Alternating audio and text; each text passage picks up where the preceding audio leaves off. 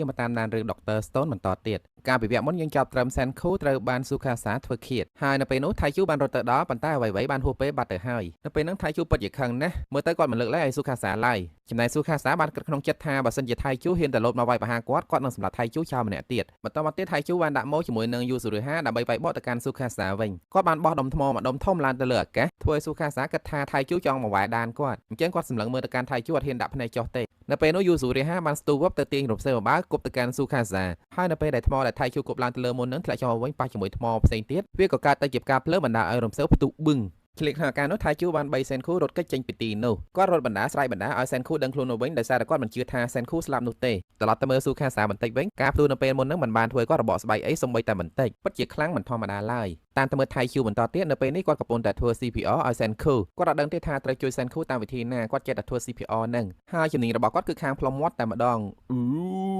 កុំធ្វើអញ្ចឹងច្អុយមាត់ណានិយាយចូលដល់សាច់ការវិញថៃជូបាននឹកឃើញថាសេនគូមិនមែនជាមនុស្សព្រមស្លាប់ងាយៗនោះទេសេនគូច្បាស់ជាមានវិធីអាចការពារខ្លួនបាននៅពេលនោះគាត់បានឆែករបួសស្នាមនៅត្រង់ករបស់សេនគូហើយឃើញថានៅកញ្ចឹងករបស់សេនគូនៅសល់ថ្មម្ដុំទៀតដែលមិនទាន់រំលាយហើយបើតាមអ្វីដែលសេនគូធ្លាប់និយាយប្រាប់គាត់គឺថ្មដែលរុំព័ទ្ធមនុស្សទូទាំងពិភពលោកនឹងមានសមត្ថភាពពិសេសអាចព្យាបាលរបួសហើយនឹងចិញ្ចឹមមនុស្សកុំឲ្យស្លាប់បានអញ្ចឹងហើយទើបពួកគេអាចរស់នៅបានរហូតដល់3700ឆ្នាំបន្តមកពួកគេបានសាកល្បងប្រើទឹកថ្នាំទៅស្រោចលើដុំថ្មដែលនៅលើករបស់សេនគូនោះហើយបន្ទាប់ពីវាប្រេះបែកអស់ឃើញថាសេនគូដូចជាអត់មានចលនាអីកម្រើកសោះពិតជាអស់សង្ឃឹមណាស់ក្រោយមកបន្តិចភ្លៀងក៏បានរាំងហើយមេឃក៏ចាប់ផ្ដើមស្រឡះគឺនៅពេលនោះហើយដែលថៃជូហើយនឹងយូស៊ូរឺហាលើសម្លេងមនុស្សម្នាក់ប្រាប់ថាកុំនិយាយលឺពេកប្រយ័ត្នស៊ូខាសាតាមមកឃើញមនុស្សម្នាក់ដែលនិយាយហាមពួកគេនោះគ្មានអ្នកណាផ្សេងទេក្រៅពីសេនគូរបស់យើងនឹងឯងឃើញចឹងថៃជូរំភើបចិត្តណាស់ក៏ស្ទុះទៅអោបសេនគូឡើងចង់បាក់ឆ្អឹងយីបកាច់យោហើយចង់សម្លាប់យើងមែនហាបន្ទាប់ពីបានឆ្លងកាត់រឿងនេះរួចហើយសេនគូឆ្ងល់ណាស់ថាអ្នកណាគេជាអ្នកធ្វើឲ្យមនុស្សខ្លាយទៅជាថ្មតើពួកគេចង់ធ្វើបាបជាតិសាសន៍មនុស្សឬក៏ចង់ជួយជាតិសាសន៍មនុស្សចម្លើយមួយនេះសេនគូនឹងរកឲ្យឃើញនៅថ្ងៃក្រោយសម្រាប់ពេលនេះគាត់ត្រូវទប់ទល់ជាមួយនឹងស៊ូខាសាសិន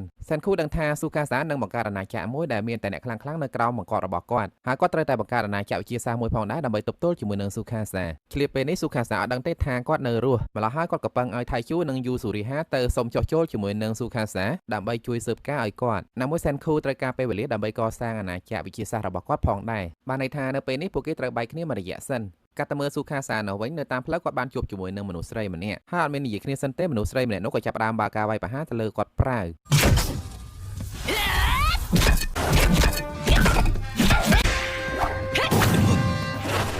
មូលហេតុដែលនាងវាយប្រហារទៅលើស៊ូខាសាគឺដោយសារតែនាងលួចមើលឃើញស៊ូខាសាចាប់យូស៊ូរីហាធ្វើជាចំណាត់ខ្មាំងហើយនឹងសម្លាប់សេនខូដូច្នេះហើយទើបនាងគិតថាស៊ូខាសាជាមនុស្សអាក្រក់ហើយបើតាមសម្ដីរបស់នាងស៊ូខាសាដឹងថានាងមិនមែនជាមនុស្សមកពី3700ឆ្នាំមុននោះទេគឺនាងជាមនុស្សដែលកើតនៅសម័យហ្នឹងនៅពេលនោះដោយសារតែយល់ថានាងអត់ដឹងអីស៊ូខាសាមិនបានសម្លាប់នាងនោះទេគ្រាន់តែព្រោះដើមឈើម្ដាមទៅសង្កត់លើនាងដើម្បីកុំឲ្យនាងតាមឆាយឆាវគាត់ទៀតការដួលរលំដើមឈើនៅពេលនោះសេនខូក៏បានមើលឃើញពីចម្ងាយដែរហើយក៏បញ្ញាបញ្ញារត់ទៅមើលពេលទៅដល់គាត់ឃើញមីរីអាឃីវគៀបជាប់ជាមួយដើមឈើប៉ុន្តែមិនបានបាត់បង់ជីវិតឡើយអេដមីនសម្រាប់ឈ្មោះរបស់នាងឲ្យហើយទៅនាងមានឈ្មោះថាខូហាគូមូលហេតុដែលនាងត្រូវដើមឈើសង្កត់ឲ្យមិនស្លាប់គឺដោយសារតែនាងដួលចំច្អូលដីមួយនៅពេលនោះសេនខូរបស់យើងពិតជាឆ្លាតណាស់មិនយូរប៉ុន្មានគាត់បានផលិតឧបករណ៍ស្ទូចដើមឈើដ៏ធ្ងន់នោះហើបឡើងជួយសង្គ្រោះខូហាគូបានបន្តមកខូហាគូបានអរគុណសេនខូហើយនិយាយថានាងដូចជាចូលចិត្តសេនខូហើយ